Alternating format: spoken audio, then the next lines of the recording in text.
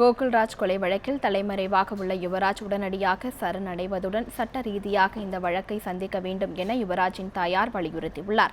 இது தொடர்பாக தாயார் ரத்தினம் அம்மாளுடன் நமது செய்தியாளர் பிரமிளா நடத்திய கலந்துரையாடலை இப்பொழுது பார்க்கலாம்.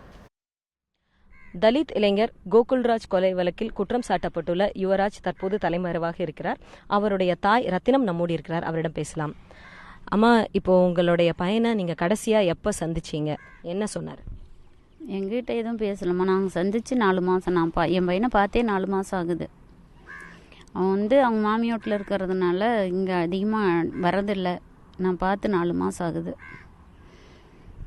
இப்போ போலீஸ் சொல்றாங்க உங்களுடைய பையன் தலைமறைவா இருக்கிறாரு, யுவராஜ் வெளியிலேருந்து ஆடியோவெல்லாம் வெளியிடுறாரு அப்படின்லாம் சொல்லிட்டு இருக்காங்க. வாட்ஸ்அப்ல எல்லாம் பரவிட்டு இருக்குது. அதுக்கு நடுவில் இந்த கோகுல்ராஜ் கொலை வழக்கை விசாரிச்ச டிஎஸ்பிஐ அந்த அம்மா விஷ்ணுபிரியா அவங்களும் தற்கொலை செஞ்சுட்டாங்கன்னு சொல்றாங்க. இதை பத்தி என்ன நினைக்கிறீங்க? உங்க பையனுக்கு நீங்க என்ன சொல்ல விரும்புறீங்க?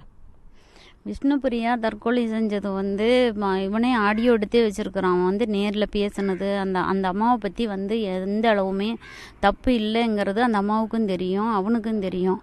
ஆனால் தப்பு என்ன நடக்குது, எங்கே நடக்குதுங்கிறது அது எங்களுக்கு தெரியாது.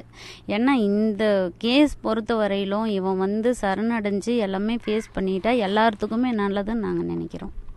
ஏன்னா இதனால் நிறையா பேர் சம்மந்தம் இல்லாதவங்க எல்லாம் பாதிக்கப்படுறாங்க. இப்போ என் சின்ன மகனை எந்த ஒரு சம்மந்தமும் இல்லாதவனையெல்லாம் தூக்கி 6 பேர்த்த குண்டாஸ் பண்ணி வச்சுருக்குறாங்க. எதேச்சியாக மலைக்கு போயிட்டு வந்த பொண்ணெல்லாம் பிடிச்சி அரெஸ்ட் பண்ணி, ஆனால் அதுக்கு கூட விஷ்ணுபிரியா ரொம்ப அனுதாபப்பட்டாங்களாம்மா. ஒரு குடும்ப பொண்ணை நம்ம போடக்கூடாதுங்க இந்த வழக்கில் சேர்த்தி அப்படின்னு. அப்புறம் உயர் அதிகாரிங்க இல்லைம்மா அது போட்டு தான் ஆகணும்னு சொன்னதுனால தான் போட்டாங்களாம்மா.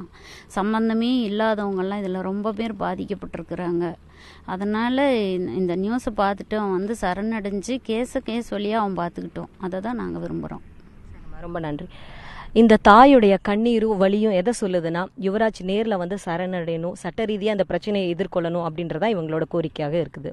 பிரமிளா, நியூஸ் 7 தமிழ், சங்ககிரி.